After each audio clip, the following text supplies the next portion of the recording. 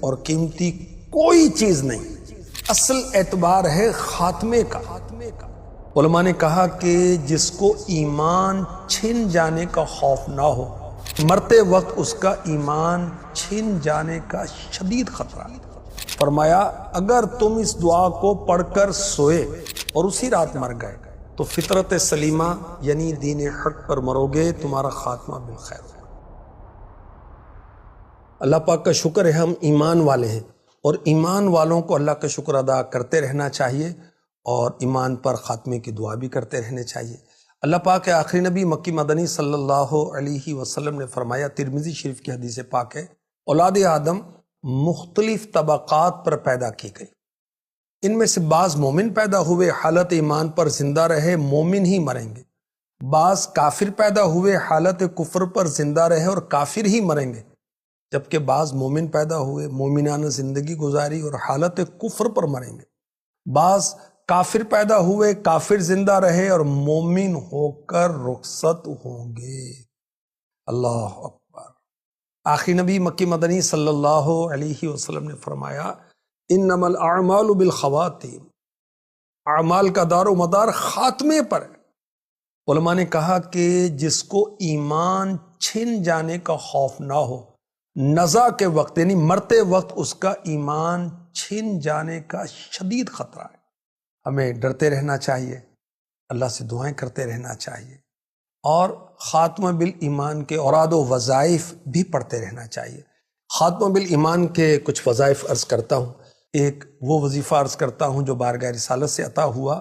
میرے نبی صلی اللہ علیہ وسلم نے حضرت براء بن عازب رضی اللہ عنہ سے فرمایا، اے عازب کے بیٹے، جب تم اپنے بستر پر لیٹا کرو تو یہ دعا پڑھا کرو، اللہم انی اسلمت نفسی الیک ووجہت وجہی الیک وفوضت امری الیک والجأت ظہری الیک رغبۃ ورہبۃ الیک لا ملجأ ولا منجأ منک الا الیک آمنت بکتابک الذی انزلت وَنَبِيِّكَ الَّذِي أَرْسَلْتَ۔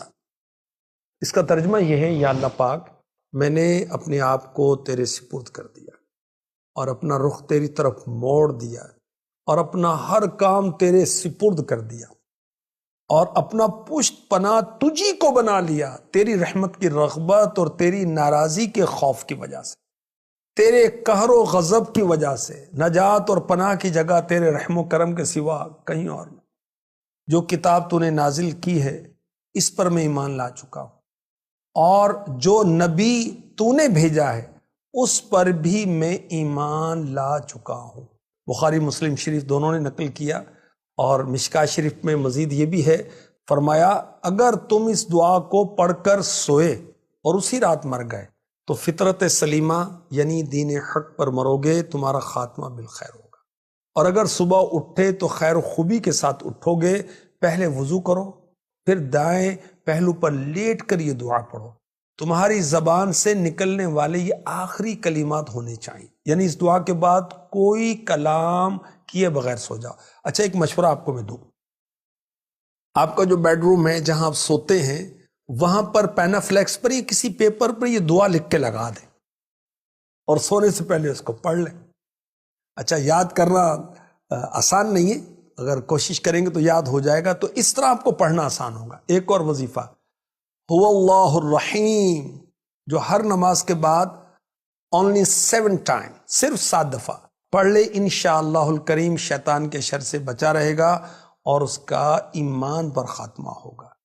ایک اور وظیفہ خاتمہ بالایمان کے لیے، یا حی یا قیوم لا الہ الا انت، 41 ٹائم، 41 بار، جو صبح کے وقت پڑھا کرے انشاءاللہ الکریم اس کا دل زندہ رہے گا اور ایمان پر خاتمہ ہوگا۔ صلی اللہ علی النبی الامی وآلہ صلی اللہ علیہ وسلم، صلاۃ و سلام علیک یا رسول اللہ۔ اسے درود رضویہ بھی کہتے ہیں، درود گنج عاشقاں بھی کہتے ہیں۔ اس کے بہت سارے فوائد ہیں، اور ایک فضیلت یہ ہے کہ جو یہ درود پڑھتا رہے گا اس کا ایمان پر خاتمہ ہوگا انشاءاللہ الکریم۔ ہر نماز کے بعد آیت الکرسی پڑھنے والے کا بھی انشاءاللہ الکریم خاتمہ بالخیر ہوگا۔ سوتے وقت 5واں کلمہ اور قل یا ایھا الکافرون ایک دفعہ پڑھ کر سویا کرے، انشاءاللہ الکریم مرتے وقت کلمہ نصیب ہوگا، مگر اس کے بڑھنے کے بعد کوئی دنیاوی بات نہ کرے، اگر بات کرنی پڑ جائے تو دوبارہ اس کو پڑھ لیا کرے، اور ایمان کے لیے کڑنا چاہیے، دعا کرنا چاہیے، نیک لوگوں سے دعا کرانی چاہیے، نیک صحبت اختیار کرنی چاہیے، اللہ کی ذات سے امید رکھنی چاہیے، اور نیک صحبت اختیار کریں۔ انشاءاللہ انشاءاللہ انشاءاللہ خاتمہ بالخیر ہوگا انشاءاللہ۔